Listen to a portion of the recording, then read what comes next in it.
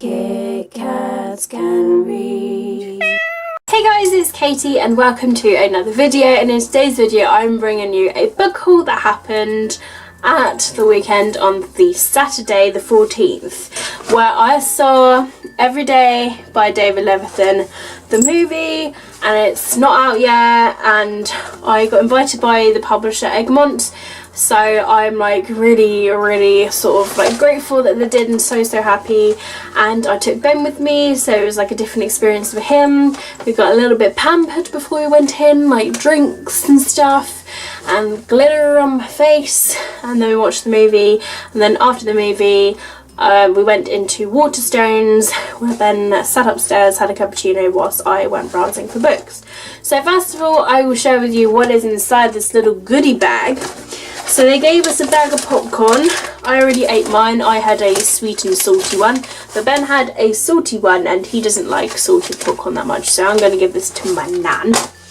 And then we had a sampler of Someday by David Levithan, which is going to be the new book that will come out in October, I believe it said. And let me just double check. It says continues the story in Someday,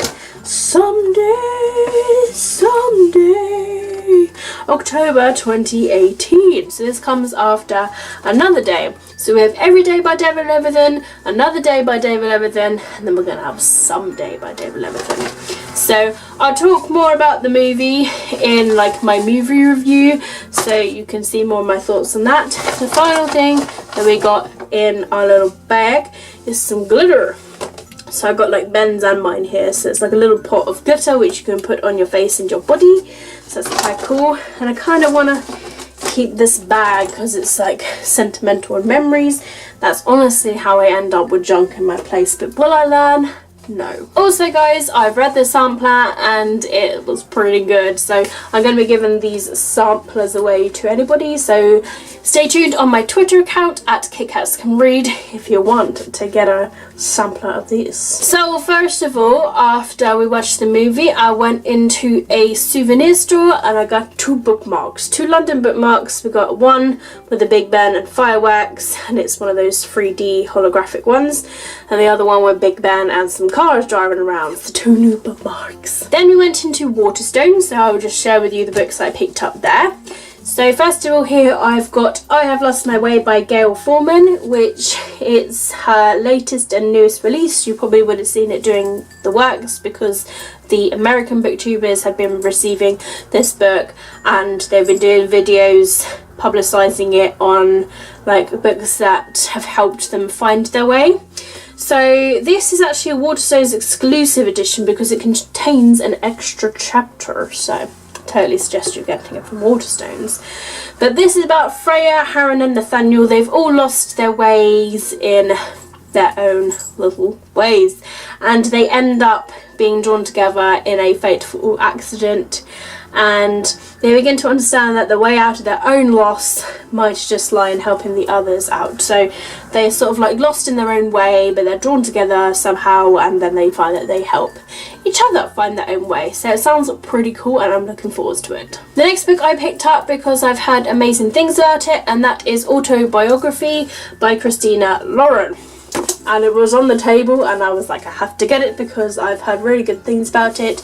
So this is about Tamer Scott, whose family relocated from California to Utah, and they are bisexual. They're a teen who's temporarily gone back into the closet, and so their best friend Autumn dares them to take the high school's prestigious seminar, and then it turns out that 4 months of doing this seminar, they have discovered that Sebastian's brother, the Mormon prodigy, who sold their seminal novel the year before, who now mentors the class, and it takes less than a month for Tanner to fall completely in love with him. So it's a bisexual romance that's like kind of like boy, male, which, you know, I've heard really good things about this though, so I'm looking forward to it. The next book that I picked up from the table was Midnight Sun by Trish Cook, which is soon to be a major movie, and all for the right reasons. Now the main character has the same name as me, so of course I had to pick this book up as well. So this is about Katie, who can't leave a house during the day. She has a disease that makes her the smallest amount of sunlight deadly to her. So one evening she sings her heart out, and then she meets Charlie, and then Katie's smitten, but she hasn't told Charlie her secret. She wants to have a normal love story, but then reality kicks in. So really this is like a romance that is about, you know, a reason why this girl can't be in the sun, because she's allergic to the sun. So yeah, it sounds like it's going to be completely heart-wrenching, but I'm all for that. This next book is Words in Deep Blue by Kath Crowley. There's actually a quote on the front by Jennifer Niven, which I didn't actually notice, that says it's one of the loveliest, most exquisitely beautiful books I've read in a very long time. And I love the fact that there's books all over this book that are open. So this book is about Rachel, who had a crush on Henry, and then one day she tucked a love letter into his favourite book in his family's bookshop, but Henry never came when she waited, and now Rachel has returned back to the city. She has to work alongside Henry, and so they end up exchanging letters, and then they find hope in each other, and it's possible that words and love and second chances are enough. But I've heard really good things about this book, and I'm super looking forward to it. Plus we totally match, you know, with the hair and everything. The next book that I picked up was Love, Hate and Other Filters by Samira Ahmed. I've heard really good things about this book as well. It's actually a lot shorter than I thought. But this is about Maya, who dreams about kissing boys and going to film school in New York. But an unknown danger looms. A terrorist attack in another city unleashes fear and hate in Maya's small town, changing her life. And it's a novel that is about the power of personal choice in a world that wants to put labels on us all. So it says here Love, Hate and Prejudice is what is inside this book. But I've heard really good things about it. This next book that I picked up is Big Bones by Laura Doctorow, and I've met Laura in real life. She's really hilarious and funny, and yeah, I feel like this book is totally for me because it's about big boned girls. And this is about Bluebell, aka BB, aka Big Bones. She's bold, beautiful and beginning her summer holiday, but instead of relaxing she's been forced to write a food diary, and she's got a lot to say. Then an accident upturns her family, and they find that it's not just the diary that's bringing unexpected change into her life. And then there's Max with the dimples. Will they ever move beyond latte art and chamomile tea? Now what I like about this is there's a baked tart on it, and I love me some baked tarts. Honestly, I'm obsessed. There was one time, I'll tell you a little story now, Ben's mum, she likes baked tarts too. She literally went to the shop and she bought Mr. Kipling's baked tarts, and she didn't even like put it on the side, and I already ate one. She was like, where did that go? She thought the dog had eaten it, and I was like, oh sorry, that was me. And she was like, it's fine. It's fine, I just saw the dog ate it, and I was like, no, I'm obsessed. So now she knows.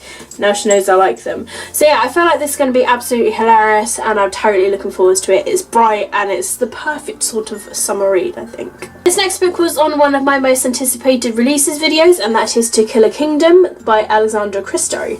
And this, if you don't know, it's kind of like The Little Mermaid, but like with sirens. Yeah, it's like really sort of interesting, and there's like a sea queen, and there's like the prince, and yeah, when he rescues a drowning woman from the ocean, she promises to help him destroy siren kind for good, but then he has no way of knowing whether that he can trust her. Then I picked up Truly Devious by Maureen Johnson, which was nice to find this book right there. And to be honest, I don't have a single clue what this book is about, but I've heard it going around BookTube. So this is about a private school in Vermont that was founded by Albert Ellingham after a 20th century tycoon who wanted to make a powerful place full of riddles, twisting pathways and gardens.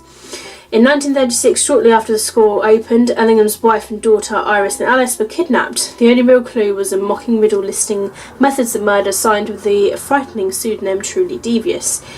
It became one of the great crimes of American history. Something like that could never happen again, of course. But then years later, true crime, Stevie Bell is set to begin her first year at Ellingham Academy, and she has an ambitious plan. She will solve the case.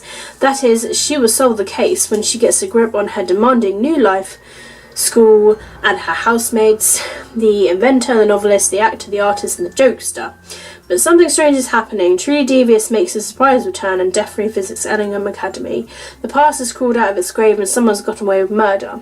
So it's the first novel in a murder mystery trilogy by Maureen Johnson. So yeah, but I've heard it's like really quirky and interesting, so I hope that I totally enjoy this book as well. So I'll just have a quick sneaky look underneath. It's a navy blue underneath. Sometimes they surprise you with under the dust jackets, but yeah, I'm looking forward to that one. The next two books are part of a buy one get one half price deal at Waterstones. This first book is Clean by Juno Dawson, which I found signed. So I'll just quickly show you his signature because it's pretty awesome. Now I actually have met Juno, it was a few years ago, but they're like funny and hilarious, and yes. So this is about Lexi, who almost overdoses and they think they've hit rock bottom, but then they are forced into a rehab facility, and then she has fellow inmates, including the mysterious Brady, and she faces her demons. She realises that love may be the most powerful drug of all. So it sounds interesting, and I'm loving this rose gold look to this book. I think it's pretty darn cool and shiny. The other book that I got as part of the deal was It Only Happens in the Movies by Holly Bourne. This I think is her latest book. Now I've bought like several of her books now and I haven't read any, but this one sounds like really interesting and quirky. So this is about Audrey who meets Harry, and it's the start of a truly cinematic romance. Audrey knows that Harry is every movie cliche rolled into one, but she still chooses to let him into her heart. So bad boys turned good, kisses in the rain, climbing through bedroom windows, it only happens in the movies. The last book that I got from Waterstones is The Fates Divide by Veronica Roth. This is the sequel to Carve the Mark, which I own and haven't read yet. It's on my TBR. But this book I found signed, so I felt like I also had to get this as well. I was umming and ahhing whether to get it because I am really bad when it comes to getting sequels when I haven't read the first book. So here's the signature right here, and it's nice and blue. But also guys, I just want to quickly show you this real cool design underneath the dust jacket. So I'll kind of try and zoom in as best I can, but look at that indentation underneath. That is so pretty, like really pretty. And I only just noticed that like when I came home, but it only has it like on the front side of it.